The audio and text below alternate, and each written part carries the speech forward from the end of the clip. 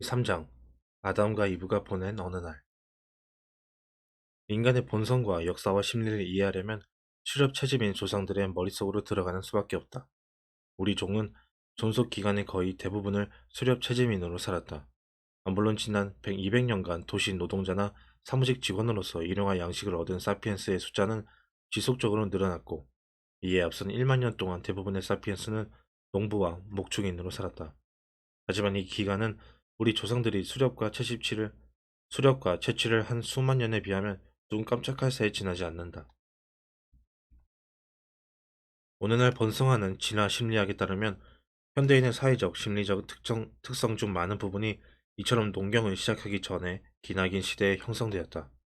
심지어 오늘날에도 우리의 뇌와 마음은 수렵 채집 생활에 적응해 있다고 이 분야 학자들은 주장한다. 식습관, 분쟁, 성적 특질 모두 우리의 수렵 체질 마인드가 후기 산업 사회의 환경과 그 대도시, 여객기, 전화, 컴퓨터와 상호작용한 결과다.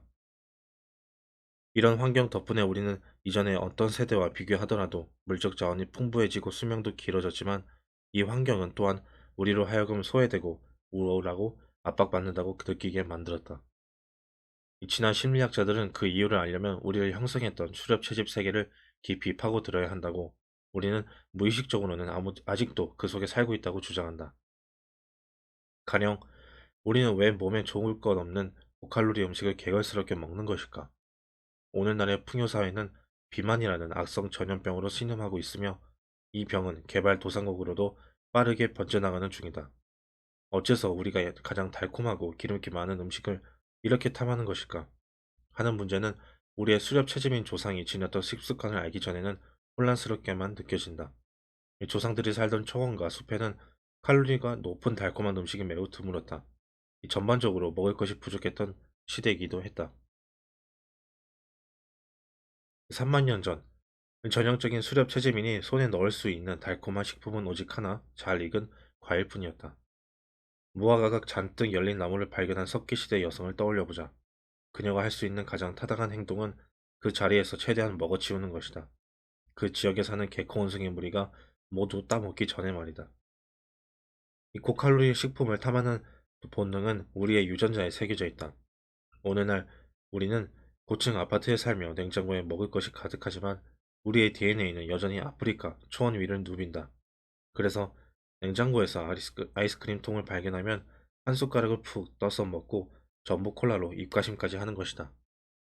이 개걸스러운 유전자 이론은 널리 받아들여지고 있다. 다른 이론들은 이보다 훨씬 더 논쟁적이다. 예컨대 일부 진화 심리학자들은 고대 수렵 체질민인 무리는 일부 일처제 부부를 중심으로 한 핵가족이 아니었다고 주장한다. 이들의 공동체는 사유재산이나 일부 일처 관계, 심지어 아버지라는 개념도 없이 살았다는 것이다. 무리의 여성은 동시에 여러 명의 남자와 성관계를 하고 밀접한 유대를 맺을 수 있었을 것이다. 또한 무리의 성인들은 모두 힘을 합쳐 아이들을 키웠을 것이다. 누가 자신의 친자식인지 확실히 아는 사람은 아무도 없었기 때문에 남자들은 모든 아이에게 공평하게 관심을 나타냈다. 이런 사회 구조는 몽상적 유토피아만은 아니다. 기록을 보면 동물들, 그 중에서도 우리의 가장 가까운 친척인 심팬지와 보노보들이 이렇게 살고 있다는 사실을 알 수 있다. 심지어 오늘날에도 남미의 원주민 바리족처럼 집단적 부권이 만들어 집단적 부권이 받아들여지는 문화가 적지 않다. 이런 사회에서 사람들은 아기가 생기는 것은 여성의 자궁의 한 남자의 정자가 아니라 여러 남자의 정자가 축적되기 때문이라고 믿는다. 좋은 엄마라면 반드시 여러 남자들과 성관계를 하도록 애를 쓰게 마련이고, 임신 중에는 특히 더하다.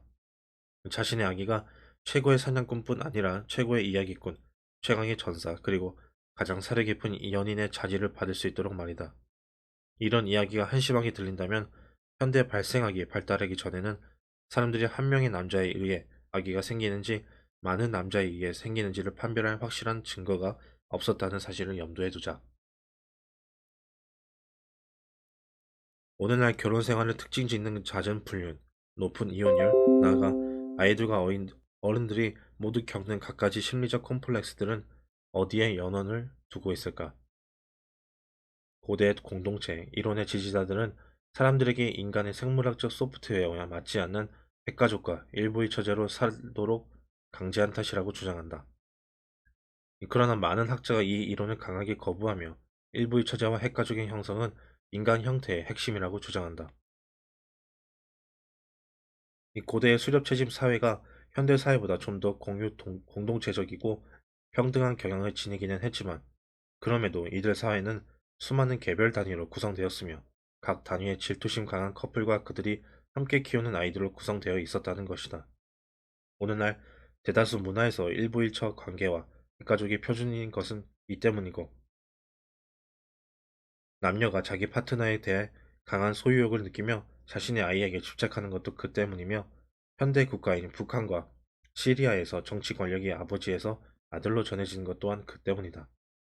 이런 논쟁을 해결하고 우리의 성적 특징, 사회 정치를 이해하려면 조상들의 생활 여건에 대해 알 필요가 있다. 7만 년 전 인지혁명과 12,000년 전 농업혁명 사이에 사피엔스가 어떻게 살았는지 말이다.